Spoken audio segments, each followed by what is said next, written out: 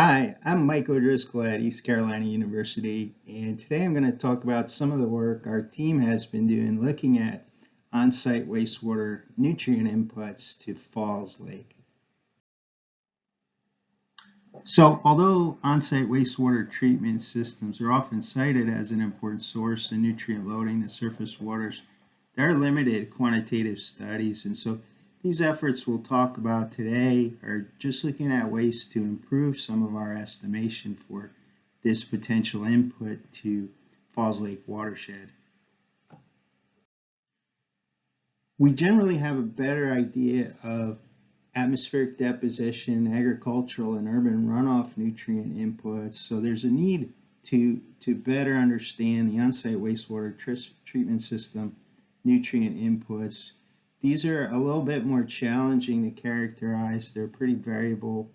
They're not frequently monitored, and they generally occur in the subsurface. So our goals are to look and see if there's evidence that on-site wastewater treatment systems contribute nutrients to Falls Lake, and if so, how much and where.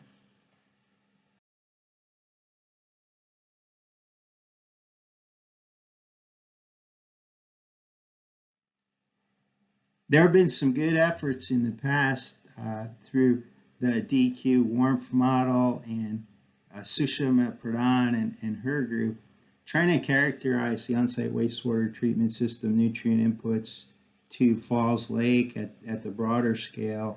And one thing that's needed now is to update some of these efforts since they were generally using an older number of systems, basically the 1990 estimate. So there's about 20,000 new systems now, and there's also new information on attenuation that can help to improve these estimates. So currently there's approximately 50,000 on-site systems in Falls watershed. It'd be very challenging to monitor all of these, even a fraction of these. If you lay those out side by side, they would reach from Raleigh to Greenville. So just kind of shows you how important and extensive this component of our wastewater infrastructure is. So this is kind of how they're distributed in Falls Lake watershed.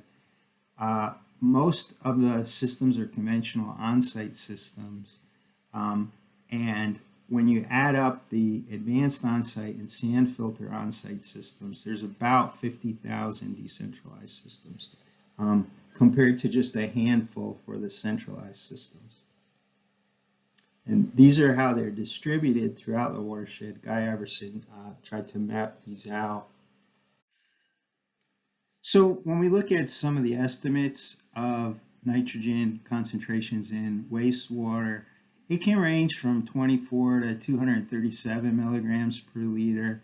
Around Falls Lake, we found something around 55 milligrams per liter. In the current study, we're getting somewhere, sometimes a little bit over 60 milligrams per liter. It can get up as high as 120 for this particular study.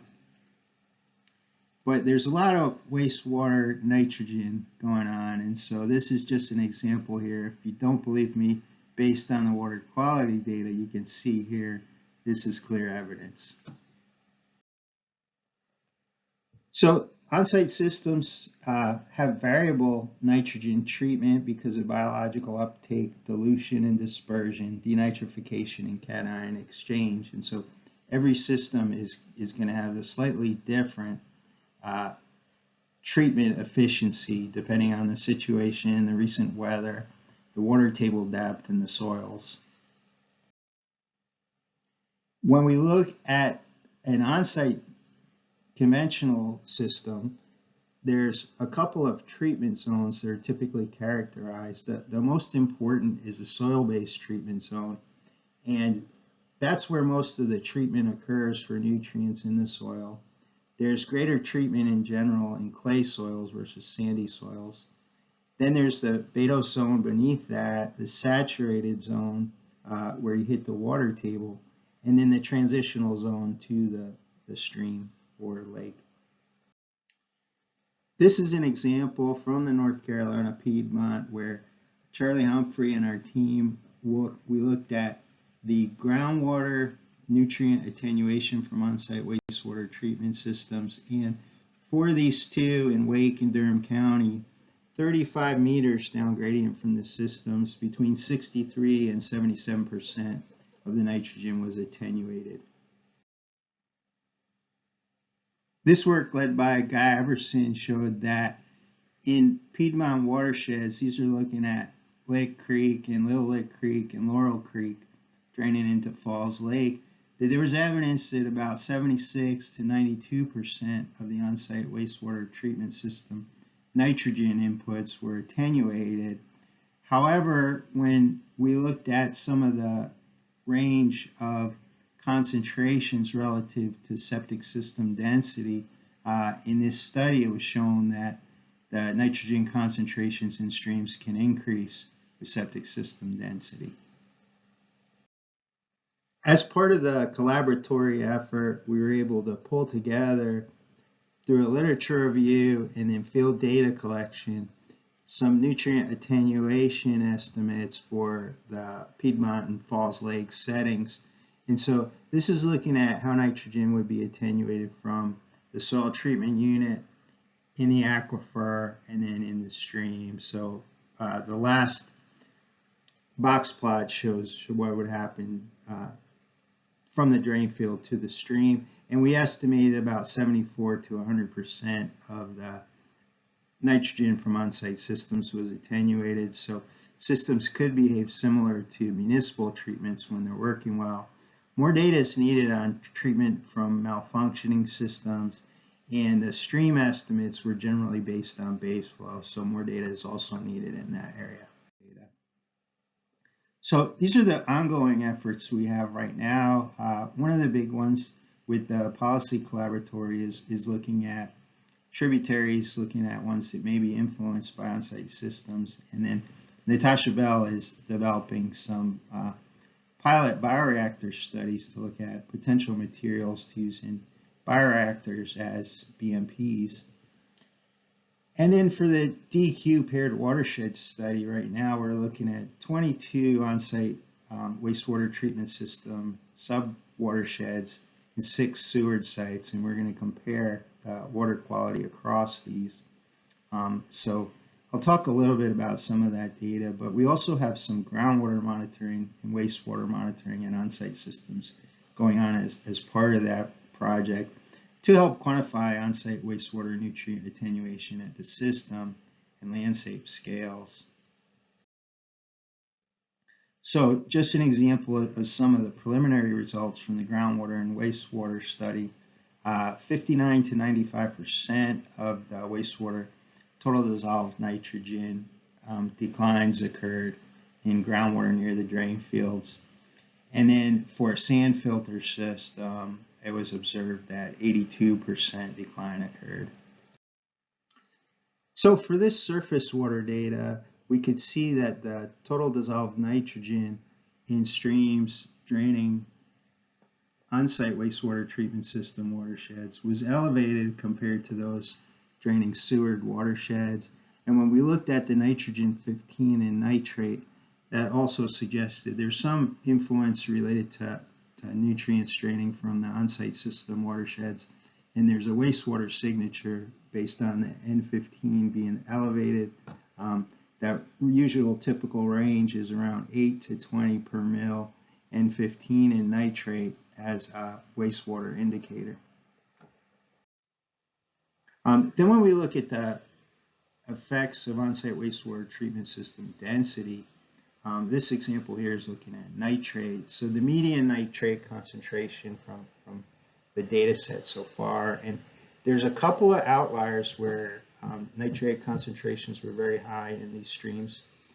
So when you sort of look the other way from those two, there does seem to be a density nitrate relationship, at least at this stage. And it kind of compares to what Haghugi et al. In 2016 found for a bunch of watersheds in Atlanta, where they were seeing a strong relationship with on-site wastewater treatment system density and nitrate concentration. So this could have implications also for planning when you're thinking about what densities are suitable to reduce nutrient impairment in the future. And last, looking at some locations where there are elevated on-site system inputs, and this is an example in Durham County. There's some sand filter systems, and we could see if we compare the Seward watershed as a baseline, the Seward watershed nearby, the nitrogen concentrations are a lot higher in this surface water body, and the N15 also suggests there is some wastewater effects going on here. So we're looking at other sites like this and trying to see also if potentially some best management practices could help in these situations like bioreactors. And so Natasha Bell and engineering is starting to set up this pilot scale tests for some different types of bioreactor media, looking at wood chips, pine bark, and peanut shells. This is out at West Research Campus near Greenville. So I know I'm definitely running out of time. I'll just wrap this up pretty briefly, but these efforts to quantify better the on-site wastewater treatment nutrient inputs to Falls Lake can be very helpful for management of the nutrient-related impairments. And the water quality data, groundwater and wastewater data that we collect will be helpful in the modeling efforts. And thanks to Alex Meadows and the rest of the crew that are doing that modeling effort, that will be very powerful to help look at these issues at the watershed scale. So thanks very much for your attention.